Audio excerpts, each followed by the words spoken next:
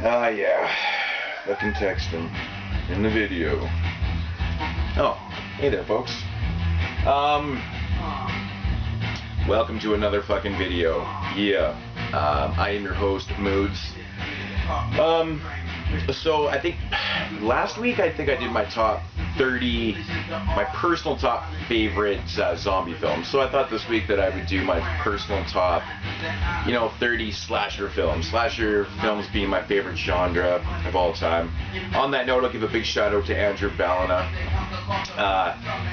Me and him are, we're in like this small little group of like crazy slasher lovers. Everyone on here loves their horror, but me and Andrew really celebrate the slasher genre to the fullest. With that said, this list, or the films that I've chosen here, it is not going to include any films from any major horror franchise.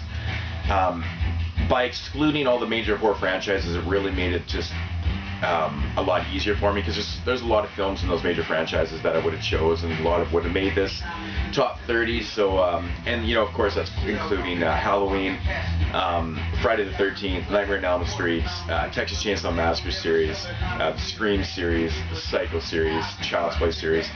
I think that's about it. So get right into it.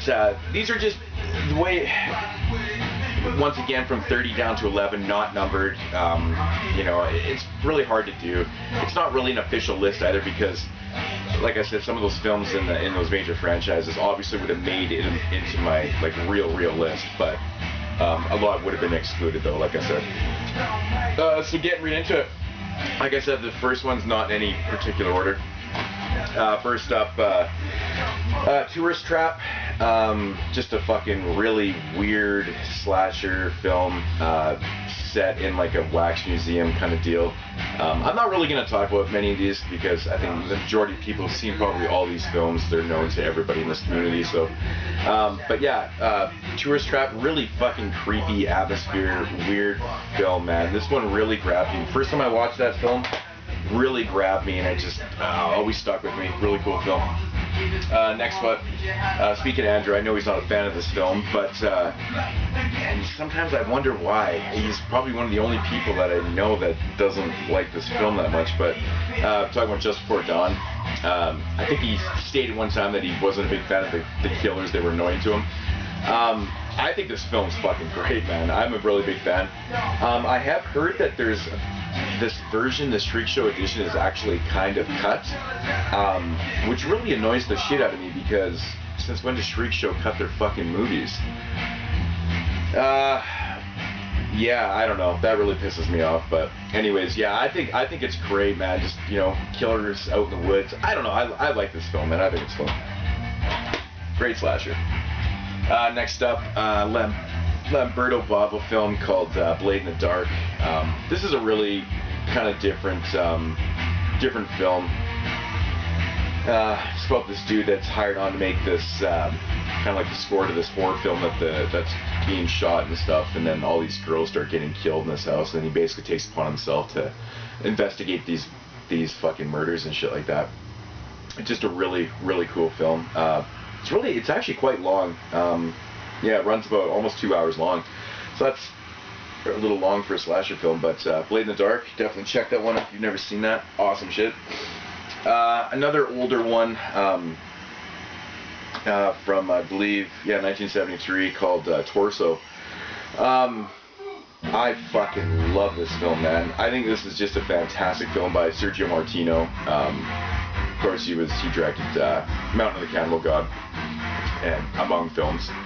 Of course, I'm cheating. I'm just reading off the back here because I don't really know shit about anything. So, Torso, fucking awesome shit, man. It's about these girls that a bunch of these murders start happening. I think in their college campus, and they basically take refuge in like this kind of secluded desert area and shit like that, and then horror ensues. But no, it's just a really fucking, it's just great setting. I love this film, man. Okay, next up, another one that most people do know, House on Sorority Row. This is part of the Katarina's Nightmare Theater. Yeah, this is a really good fucking slasher film from 1982. You know, the bonus features on this film, it has like the alternate endings. I really wish they had to use like the original ending. I won't say what it is in case you haven't seen it, because then it'll kind of give away the other. I don't know. But I wish they had went with the original ending. I know when they first submitted when the director submitted the film, Mark Brosnan submitted the film, they were like, no, you can't end the movie like that, which is so shitty, man. I really enjoy it though, but like these type of, you know, sorority house slasher films are fucking fantastic. Can't beat them, man. Love them. Next film I've shown many times. In my last time I showed it was in my birthday video that I made to myself because I had to make a video because no one was wishing me a happy birthday. So yeah, this film's called Happy Birthday to Me. It's just got some fucking really memorable kills, man. I love this film. Great twist at the end. Just another awesome slasher film from the 80s, man. You can't go wrong with this shit, man. I think pretty much the majority of these films are actually from the 80s, so yeah, it almost seems like a top 30 best films of the 80s are personal. I don't want to say best, it's just personal. This is just personal. So don't get offended if I don't have any of your favorite slashers on here. This is just my list, so. I know people seem to get really offended by lists on here. You always get like random feedback and shit like, where's this movie? Where's that movie? And I'm like, if you make a list, you put them on there. It's, you know, it is what it is, right? I'm not trying to be a dick, man. Next up, the classic film featuring Martin Landau, Jack Palance, Dawn Unpleasant. I mean, right there, you know that shit's gonna be classic. But Alone in the Dark, such a unique fucking slasher film with multiple killers and just a fucking fantastic film. If you've never seen this film, definitely check this one out. Don't check out the shitty remake. I believe Christian Slater's. I don't know. But no, Alone in the Dark, that's a fucking great film right there. Really unique type of film. Next up, The Prowler.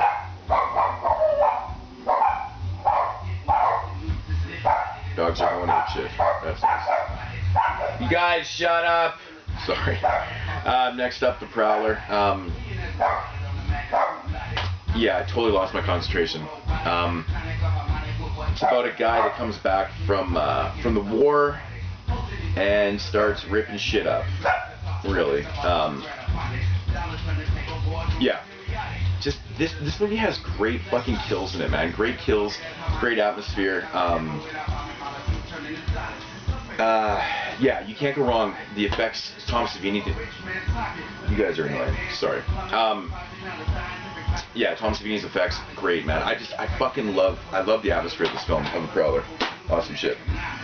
Next up, a film that I find is like just such a great fucking performance. Awesome film. The remake was just completely fucking horrible and shitty. One of the worst remakes I've ever fucking seen in my life, to be honest. But the original Stepfather, with Terry O'Quinn as the stepfather, just about a guy that's marrying, you know, single mothers and killing the families and shit.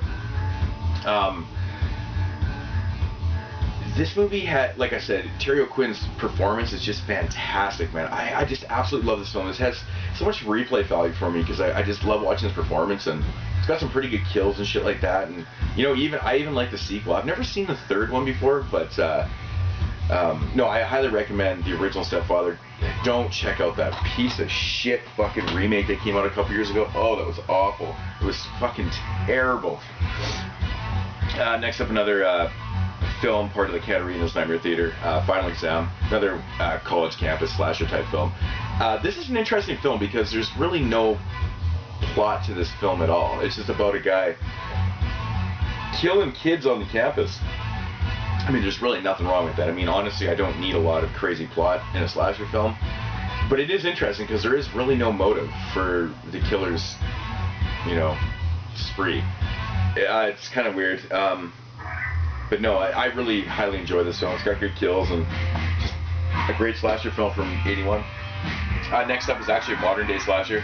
Don't have too many of these in my list and stuff, but I got to go with this film, The Sleeper. This is just a great throwback film that came out a couple years ago, last year. No, it says 2012. Did it come out this year? Jesus Christ. I don't fucking know what I'm talking about ever.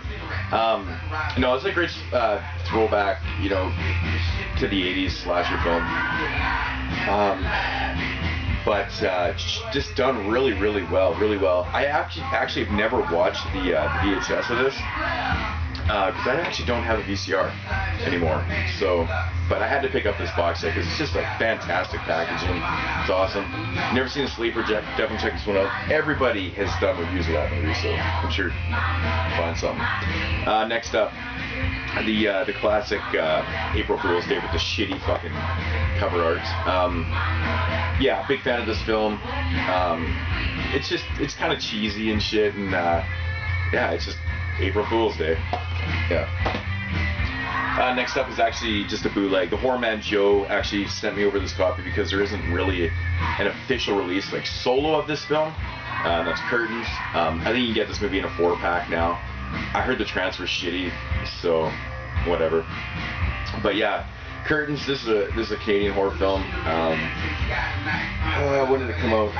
Fucking early 80s, I believe, or something like that. But just another fucking awesome slasher film. I really hope that you know, this is a film that Scream Factory should release. Scream Factory is doing a fucking fantastic job with the releases. They're releasing movies on Blu-ray that have never even been released on fucking DVD before. That's what I love about Scream Factory. That's what separates Scream Factory and Arrow Video for me. I'm honestly not a big fan of Arrow Video. I'm not gonna lie. I find, like, I do like what they've done with their packaging and stuff. I just find that they're not really an original company. Not really releasing anything new. Scream Factory, on the other hand, is releasing shit that's never been released before. And some of the releases that they have coming up, like TerraVision and The Video Dead and a couple other ones, it's just fucking crazy. Anyway, sorry about that rant, but this is a film I was thinking about the other day that they should fucking release on Blu-ray. If anybody agrees with me, yeah, throw a comment in there. But yeah, Curtains definitely needs a really good release. I think it'd be awesome. Here's a film that has many problems, but for some reason it has a special place in my heart. I just absolutely love this film. It's so sleazy and ridiculous, and I believe this film was shot by a bunch of different directors. I don't know. Yeah, Don't Open Till Christmas. I think some of the kills in here are fantastic. You know, about a killer killing off fucking Santa Clauses and shit like that. Like, how horrific is that? I mean, I couldn't imagine watching this movie when you're 4 years old and you still believe in Santa Claus. That's awesome. But, yeah, Don't Open Till Christmas. Great release. Love the Mondo Macabre releases with the red cases. Can't go wrong with that shit. Another film that has its problems. I've noticed a lot of mistakes in this film. I don't know if you guys have noticed them. I'm not going to go through all of them, but I don't know. For some reason, every time I watch this film, I seem to notice something that's wrong with the film. It's weird. It's a great atmospheric film, great killer and shit like that. Some really good shots in it. But Madman. Yeah, there's a couple scenes in this film that are fucked up. But whatever. It is what it is, man. It doesn't have to be a perfect film like Don't Open Till Christmas, you know, whatever. Madman, awesome kills. Great shots, man. There's some really cool shots for the killer in that film. Next up is a film with, you know, everybody knows the fucking classic ending. No, I'm a really big fan of this one too. Sleepaway Camp. This is part of the Horror Legacy series. Yeah, I picked up this edition a little while ago. I have another edition of it, but whatever. This transfer's better. Sleepaway Camp. Yeah. Everybody knows that one. Don't need to talk about it.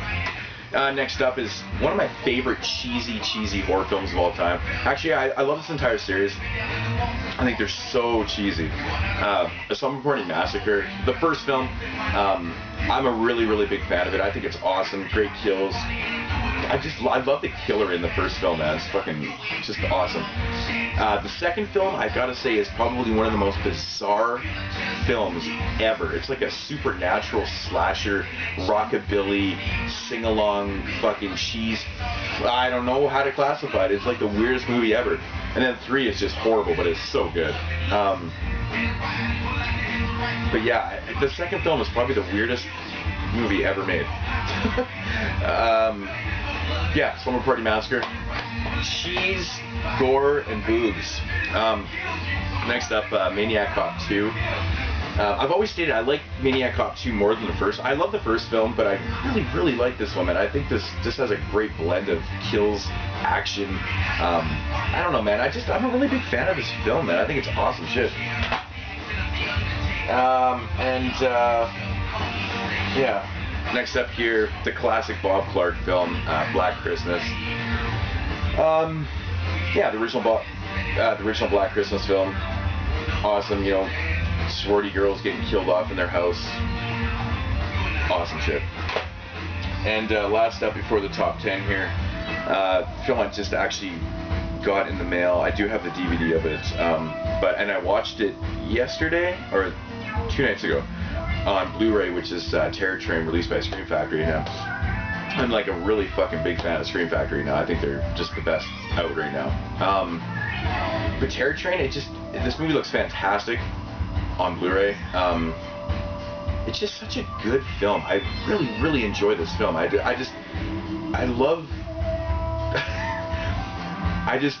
the end of this movie with the killer and like the demise of the killer is probably one of the funniest endings. I fucking laugh every single time I see the end of this film. Just the way it happens, and if you've never seen this, I don't want to give it away, but it's just, I howl every time I watch it. It's just so funny to me. But yeah, great film with Jamie Lee Curtis. I've never seen Terror Train. Definitely check that shit out. Maybe just pick up the Scream Factory edition of it. It's fucking awesome. Yes, and I am sponsored by the Keg. Not really. Yeah, so on to the top 10 films I got here. You know, I just kind of randomly made this, the order of this, but we're kind of in order, I guess. And at number 10 is a Michel Sauvier film called Stage Fright. Oh man, I love everything about this film. The whole concept of the film. You know, like the setting of the film where all the killings are happening, like on the set of this play and stuff like that. The killer's dope. Oh man, it's too bad Michel Sauvier never did many more films. Like, he did some of my favorite films, Cemetery Man, which made my top 30 zombie films. The Church, oh man, like seriously, what the fuck, man? But Stage Fright, awesome shit, man. I could never say enough good things about Stage Fright. If you've never seen it, check that shit out ASAP.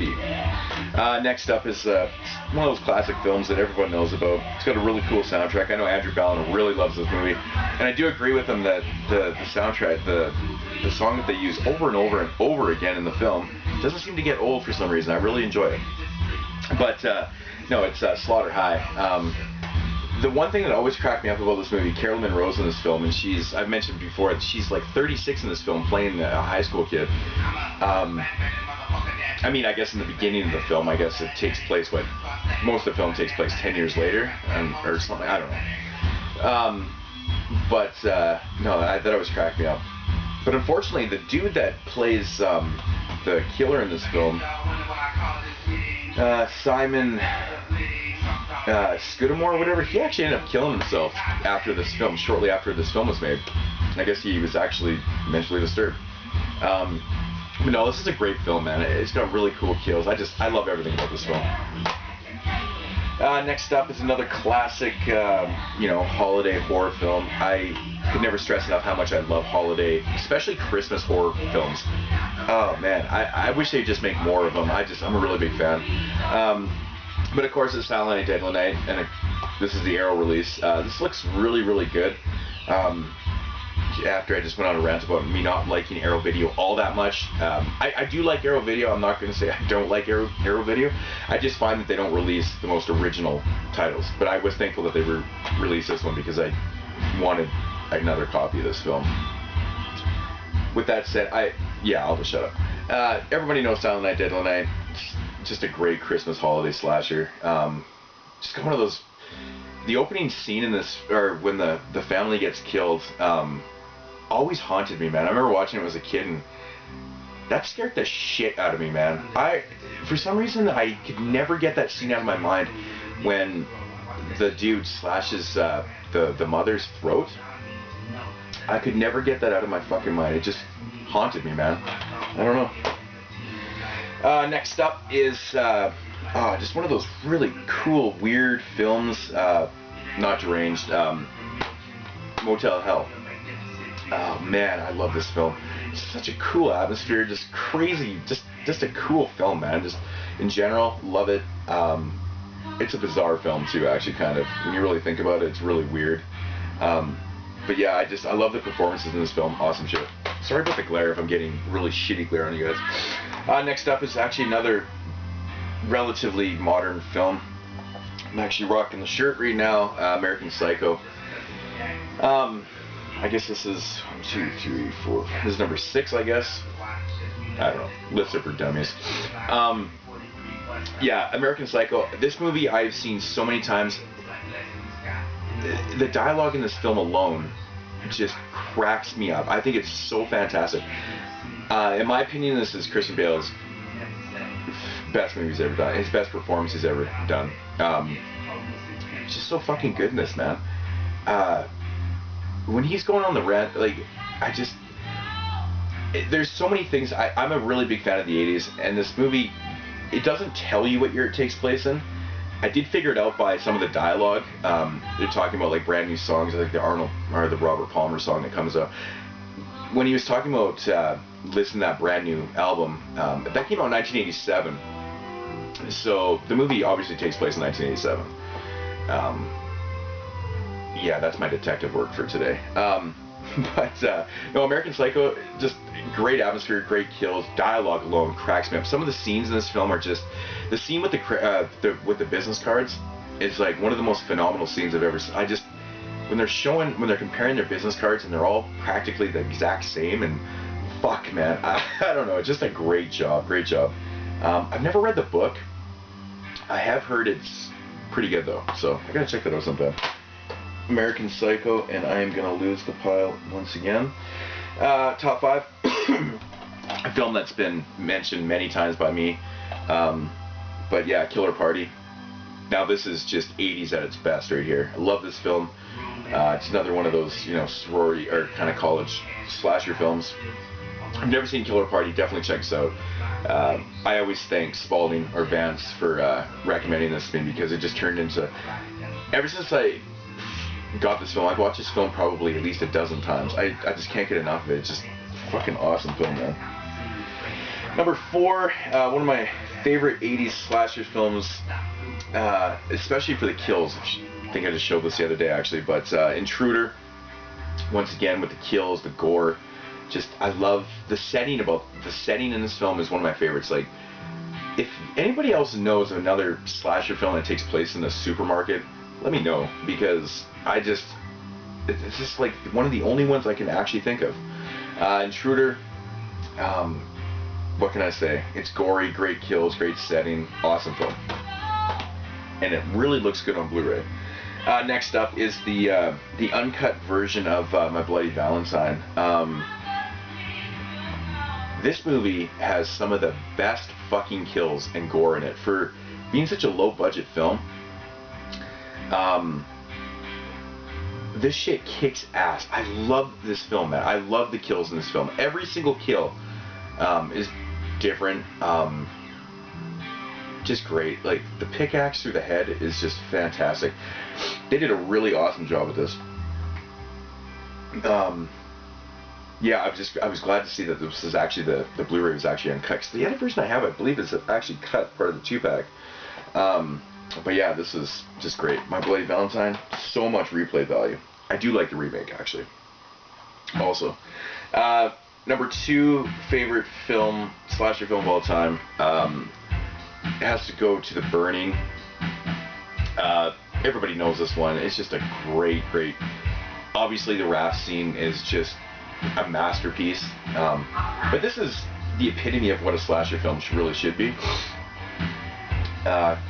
Yeah, another masterpiece from 1981, The Burning. and my favorite slasher film of all time. I think I mentioned this a bunch of times. Yeah, great effects by Tom Savini.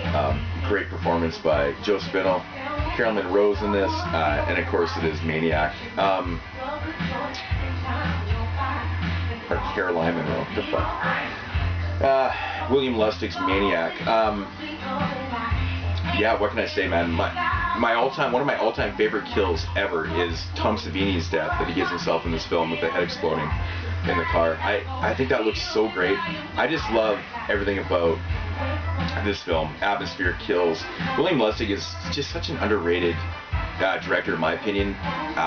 He's done so many films that I fucking love, like Vigilante. If you've never seen Vigilante, definitely check that out by William Lustig. It's not a horror movie, it's like a revenge film, but it's just so fucking awesome, man.